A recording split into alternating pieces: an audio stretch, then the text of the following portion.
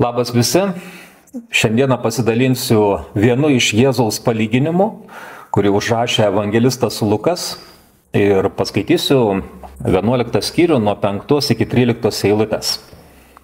Jėzus dar kalbėjo jiems: kas nors iš jūsų turės draugą ir nuėjęs pas jį vidurnaktį sakys: bičiuli, paskolink man 3 kepaliukus duonos, nes draugas iš kelionės pas mane atvyko ir aš neturiu, ką jam padėti ant stalo. O anas iš vidaus atsilieps: nekvaršink manęs, durys jau uždarytos, o aš su vaikais lovoje ir negaliu keltis ir tau duoti. Aš jums sakau, jeigu nesikels ir neduos jam duonos dėl bičiulystės, tai dėl jo įkyrumo atsikels ir duos, kiek tik jam reikia. Tad ir aš jums sakau, prašykite ir jums bus duota, ieškokite ir rasite, belskite ir bus jums atidaryta. Kiekvienas, kas prašo, gauna, kas ieško, randa ir beldžiančiam atidaroma. Kur jūs matėte tokį tėvą, kad duotų duonos prašančiam, kad prašančiam vaikui, vietoj to, kad duotų duonos, duotų akmenį, ar prašančiam žuvies atkištų gyvatę, arba prašančiam kiaušinio duotų skorpioną. Jei tad jūs, būdami nelabi, mokate savo vaikams duoti gerų daiktų, tai juo labiau jūsų tėvas iš dangaus suteiks šventąją dvasią tiems, kurie jį prašo. Taigi, Jėzus papasakojo istoriją apie žmogų, kuris vidurnaktį ateina pas draugą prašyti duonos svečiui. Ir nors iš pradžių draugas atsisako, bet galiausiai jis dėl jo atkaklumo patenkina prašymą.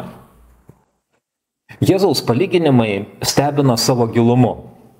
Ir kai bandom suprasti prasmę to, ką mūsų viešpats Jėzus kalbėjo, mes tikrai turime praleisti laiką su viešpačiu, prašydami, kad Dievas atvertų mūsų dvasinės akis, kad suprastumėm to pamokymo esmę. Taigi, nors iš pirmo žvilgsnio kiekvienas, kuris skaito šitą istoriją, gali pastebėti, kad pasakojimas yra paprastas ir kiekvienas gali jį suprasti.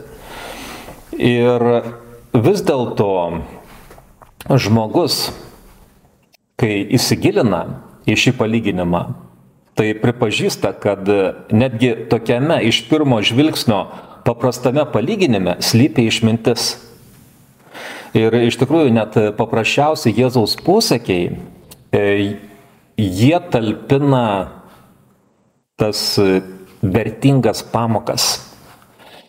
Ir tos pamokos skirtos, kad žmogus geriau pažintų Dievą ir kad mes galėtumėm geriau suprasti ir patys save. Tai yra, kokioj mes padėti esame viešpaties akivaizdoje, kaip Dievas vertina mus, kaip Dievas vertina mūsų sprendimus. Šis Jėzaus pasakojimas žavi dėl keletos priežasčių. Visų pirma, jame slypi išmėginimo idėja. Įsivaizduokit situaciją. Vidurnaktį ateinate pas draugą prašyti duonos ir be abejo užduodat nemažai klausimų. Kaip draugas sureaguos? Ar išklausys jūsų prašymą?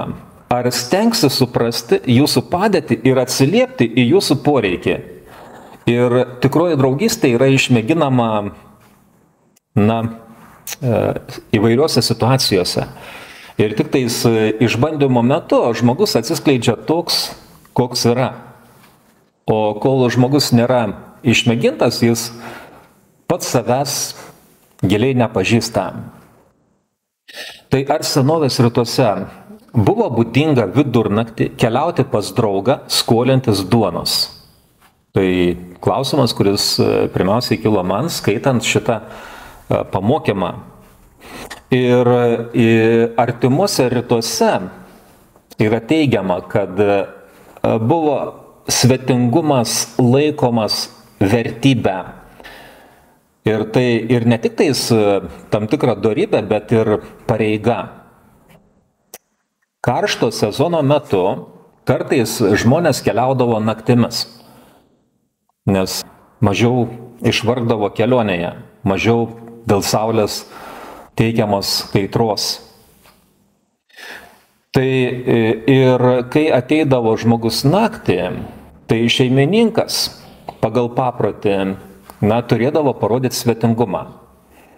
Ir paprastai, jeigu duona išsibaigdavo dienos metu, nes tai dienai žmonės pasirūpindavo duoną, natūralu, kad neturėdamas duonos ir netikėtai svečiui atėjus, žmogus keliasi ir eina pas kaimyną, pas artimą, prašydamas, kad, štai tokia situacija, suprask mane, atėjo svečias, o svetingumo paprotys reikalauja, kad,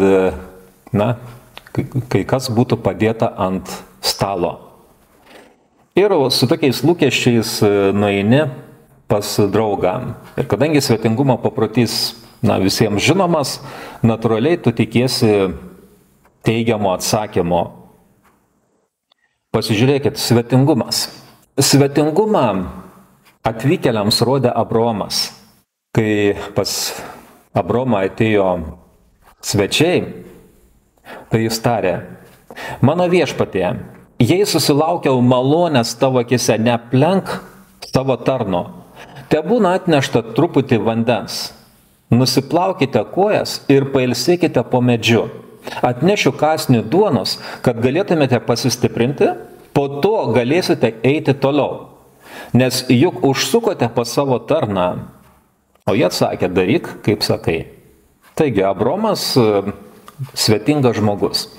Ir pagal paprotį jis tiems, kurie atėjo pas jį, jis paprašė, kad jie pasiliktų su juo, kad galėtų paragauti ir tai, ką jis pateiks ant stalo. Svetingumo papročio buvo laikomasi Dovydo dienomis. Prisiminkite apie Natano kalbą Dovydui. Ir 2 Samuelio knygoje, 12 skyriuje, 4 eilutėje yra pasakyta: vieną dieną pas turtuolį atėjo pakeleivis. Turtuolis nenorėjo imti savo avies ar galvijo valgiui parengti atėjusiam keleiviui, paėmė skurdžiaus avelę ir parengė ją svečiui. Taigi, nors iš atitinkamos tokios, pasmerkiančios pusės pasakyta šitas palyginimas arba šitą situaciją, bet iš to galim suprasti, kad pateikti svečiui tam tikrą maistą, tai, šitas paprotys paplitęs. Svetingumas jis buvo būdingas 1 amžiaus krikščionims. Apaštalų darbų 16 skyriuje 15 eilutėje yra pasakyta apie vieną moterį Lidiją, kuri tikėjo į viešpatį. Jie su savo namiškiais priėmė krikštą ir pakvietė: jei mane laikote viešpaties tikinčiąją, ateikite, pasilikite mano namuose. Jie tiesiog mus privertė. Ir laiške Romiečiams 12 skyriuje 13 eilutėje apaštalas Paulius rašo: rūpinkite šventųjų reikalais, puoselėkite svetingumą. Taigi, tai iš to, kas parašyta šventajame rašte, ir mes taip pasižiūrėjom skirtingus amžius, skirtingus periodus, galime daryti išvadą, kad svetingumo paprotys, visuomet vyravo tame geografiniam lopinėlį. Antra, šis Jėzaus pamokymas apie žmogų, kuris pasiryžo vidurnaktį keliauti pas draugą, skolintis duonos, paskatino susimastyti. Kodėl nepalaukti ryto? Juk ryte galima nueiti pas draugą, pasiskolinti duonos ir svečiui padėti ant stalo. Ir tokiu būdu tu nesudrumstumai ramybės ir pačio kaimyno ir sklandžiau išspręstumai problemą. Pagalvokite apie save. Juk retas, kuris vidurnaktį, nuspręstumėt keliauti pas kaimyną ir skambinti duris ir sakyti, paskolink man duonos, nes atėjo pas mane svečias. Na, be abejo, mūsų situacija yra kitokia, mes mąstome kitaip. Bet iš tikrųjų sprendimą galima priimti ir ryte. Tai tas aspektas gana toks įdomus. Trečia, negaliu praleisti pro akis šito atkaklumo, nes reikmė skatina judėti priekį. Ir turėdamas reikmę, atkakliai žmogus nuėjo pas kaimyną ir, beldžiasi į duris. Ir štai šitą situaciją parodo, kad tu jauti kaip ir atsakomybę ir pareigą pamaitinti atėjusi svečią. Ir tas vidinis atkaklumas skatina tave eiti prie esmės. Ir be abejo sakai, bičiuli, man reikia duonos. Ir tas bičiulis turėtų suprasti tavo padėtį. Nes vargu ar tu eitumei pas bičiulį, manydamas, kad jis neišklausys ir kad jis priims visai kitokį sprendimą. Tu eini tikėdamasis, kad jis išklausys, supras tave. Ir tada, tu sugrįši į namus ir, žodžiu, atrodo, problema išsispręs. Bet įdomus yra šito žmogaus atsakymas. Jis aiškiai pasakė, kad dabar nesikels, nes tai šeimyna jau miega ir jam, kaip ir nederėtų pačiam trikdyti šeimynos. Ir be abejo, tas argumentas yra gana toks svarbus.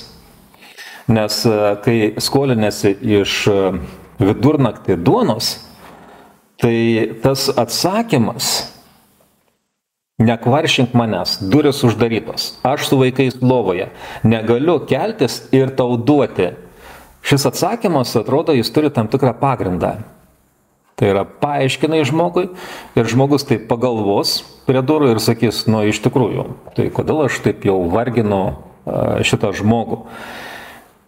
Ir supratęs, nueisi ir, spręsi problemą kitą dieną. Bet šitokia reakcija, kai yra toks uolumas ir noras pamaitinti atėjusią svečią, tai netgi tu esi pasiruošęs įveikti tokią reakciją, kaimyno reakciją. Įdomu pastebėti dar vieną svarbią detalę. Pokalbis vyksta nematant jiems vienas kitą. Ir jei stovite už durų, o žmogus yra viduje, tai ir kalbate su žmogumi, jūs nematot jo reakcijos. Jūs nematot žmogaus žvilgsnio. Jūs nematot, kaip žmogus reaguoja. Ir todėl yra daug sunkiau įtikinti žmogų, gauti tai, ko nori. Ir be abejo tas atkaklumas, kurį parodė tas draugas, tai vertas dėmesio. Kągi iš tiesų reiškia bičiulio atsakymas? Be abejo, mes suprantam, kad jam nepatogu keltis, žadint šeimyną, ieškoti duonos, atidaryti duris. Ir jis taip pat turi savo poreikius. Ir jis nori, kad kitas atsižvelgtų į jo poreikius. Ir gyvenime mes dažnai susiduriam su žmonėmis, kurie turi skirtingus poreikius. Ir turi skirtingus prioritetus. Nes vienam yra svarbesnė jo mintis, o kitam yra svarbesnė jo. Ir kita vertus, įsivaizduokit situaciją, jeigu degtų namas ir atbėgę šauktumėt, gelbėk. Tai bičiulis neabejotinai tuoj pat pašoktų ant kojų ir, darytų viską, kad padėtų jums. Ir jis net sakytų, nekvaršyk manęs, vaikai miega, negaliu keltis. Bet dabartinė situacija nereikalauja tokios skubios pagalbos. Todėl vėlyvas prašymas paskolinti duonos gali būti ignoruojamas. Savo palyginimu Jėzus atskleisdavo situacijas, kai žmonės ignoruodavo svarbius kvietimus. Pavyzdžiui, evangelistas Matas užrašė 22 skyriuje 5 eilutėje, kai buvo žmonės kviečiami atvykti į puotą. Tačiau kviečiamieji to nepaisė ir nuėjo kas savo, vienas lauko arti, kitas prekiauti. Šita palyginimo dalis, ji atskleidžia žmogaus, iš vis sudėtingus santykius. Atskleidžia žmogiškųjų santykių prigimtį ir kviečia pamastyti mus, apžvelgti į savo reakcijas, pamastyti, kaip mes reaguojame į kitų poreikius, netgi kai mums situacija yra nepalanki. Ir todėl šitas palyginimas ne šiaip savo mechaniškai turi būti priimamas, bet turim įsigilinti ir šitas tokius niuansus, kurie irgi svarbus yra. Tai kas gali šeimininką paskatinti atsikelti ir paskolinti duonos? Jėzus sako, aš jums sakau, jeigu nesikels ir neduos jums duonos dėl bičiulystės, tai dėl jo įkyrumo atsikels ir duos tiek, kiek tik jam reikia. Aš pasižiūrėjau graikų kalbos žodis, kuris yra panaudotas, parašytas anaidėja ir išversta žodžiu įkyrumas. Turi tokias reikšmes: tradicijų nepaisimas, tinkamo santūrumo stoka, nesaikingumas, atkaklumas. Įkyrumą mes dažniausiai laikom yda, nes įkyrumas veikia neigiamai. Ir ypač tai, įkyrumą pastebim, kai patys trokštam ramybės, poilsio. Ir kai aplanko įkyrus žmogus, jis gali, įkyriai kažką tai daryti ir, jūs jau pajaučiat, kad ir jums patiems pritrūksta kantrybės. Bet iš mandagumo jūs dar klausotės, manydami, kad žmogus susipras ir, liausis taip elgesis. Bet dažnai nutinka priešingai. Jis tampa dar įkyresnis ir tarsi nepastebėtų jūsų diskomforto. Paradoksalu, bet kai kuriuose Jėzaus palyginimuose įkyrumas arba atkaklumas turi labai svarbią reikšmę. Pavyzdžiui, palyginimas apie neteisėtą teisėją, neteisų teisėją. Evangelistas Lukas 18 skyriui 5 eilutėje užrašė to teisėjo žodžius. Kadangi ta našlė kreipėsi į teisėją, kad jis apgintų jos bylą ir jis, norėjo atsisakyti, bet dėl jos to tokio atkaklumo galiausiai jis pasakė, vis dėlto, kai šita našlė tokia įkyri, imsiu ir apginsiu jos teisės, kad ko gero jie manęs neapkultų. Kai mes susidurėme su kokiom tai problemom, mes ieškom lengviausio sprendimo. Ir nes norime, kad greitai išsispręstų šitą problemą. Šioje situacijoje, jei atkakliai prašoma duonos ir nesitraukiama nuo kaimyno namų, tai jis galiausiai atsikels ir duos jums duonos tiek, kiek jums reikia, ne dėl to, kad įsiklausė į jūsų argumentą, kad pas jumis atėjo svečias. Ne dėl to, kad suvokia, kokio jūs esat padėty, ir ne dėl to, kad jaustų jums empatiją.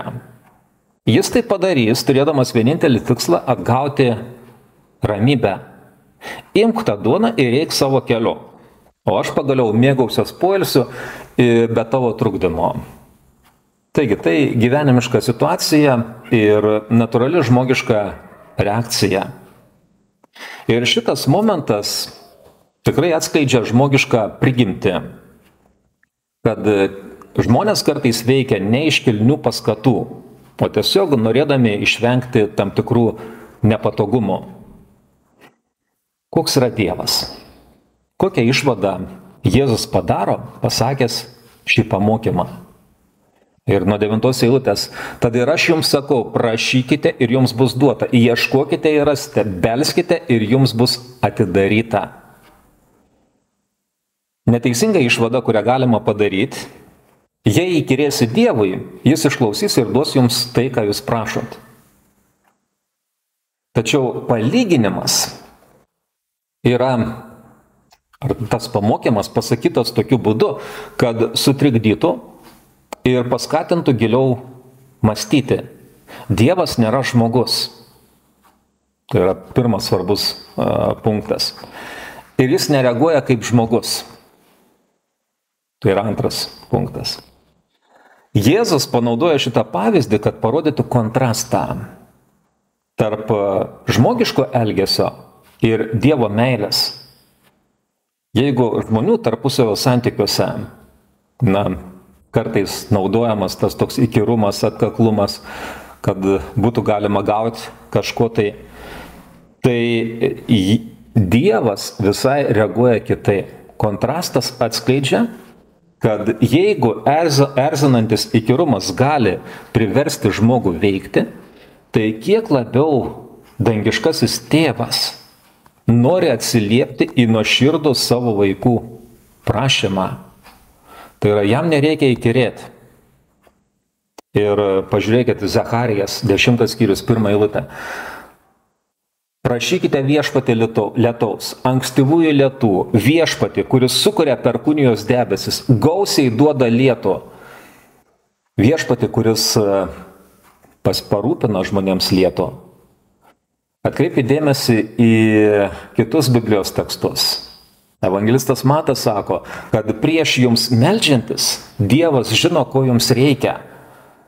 Ir tikrai pamastykite apie gyvenimiškas situacijas, kad kartais, patyrinėję savo gyvenimą, savo santykius su Dievu, jūs matydavote Dievo vedimą, netgi jums neprašius. Tai yra, Dievas jūs myli. Ir kadangi myli, jis duoda tai, ko mums reikia kiekvienai dienai. Bet jis trokšta, kad mes bendrautumėm su juo. Jis trokšta, kad mes ateitumėm pas jį. Jis trokšta, kad mes kurtumėm santykius su juo. Nes kaip nuodėmingi žmonės, mes esame linkę labiau pasitikėti savimi, esame linkę pasitikėti savo sprendimais. Bet šiuo atveju Jėzus kaip ir paragina, prašykite tėvą, kreipkitės į jį. Tai yra, paveskite jam savo gyvenimus, paveskite jam tai, kas yra jūsų širdise. Ir jeigu atsakymas nebus toks, kokio tikitės, bet Dievas visą tą reikalą perims į savo rankas. Nes mes susiduriam su dieviška išmintim. Mes susiduriam su Dievu, kuris yra pasiruošęs duoti viską, ko mums reikia. Bet jo išmintis viršyje mūsų tos poreikius. Ir kai mes kreipiamės į Dievą, Dievas suteikia savo šventąją dvasią. Dievas suteikia ir išmintį, ir supratimą. Dievas netgi sutvarko tam tikras aplinkybės, kad, tam tikroje situacijoje tu galėtumei gauti tai, ką turi gauti. Taigi šitas palyginimas parodo tą kontrastą, kokie mes esam žmonės ir kokie yra mūsų žmogiški santykiai ir koks yra Dievas. Tu jo nesutalpinsi į žmogiško elgesio prizmę. Dievas yra tas, kuris viršyje mūsų supratimą. Todėl tas palyginimas kaip ir paragina, pamastykite apie viešpatį, kuris suteikia jums viso to, ko reikia. Taigi priimkime tą žinią ir pasiryškime gyventi pagal Jėzaus pamokymą. Amen.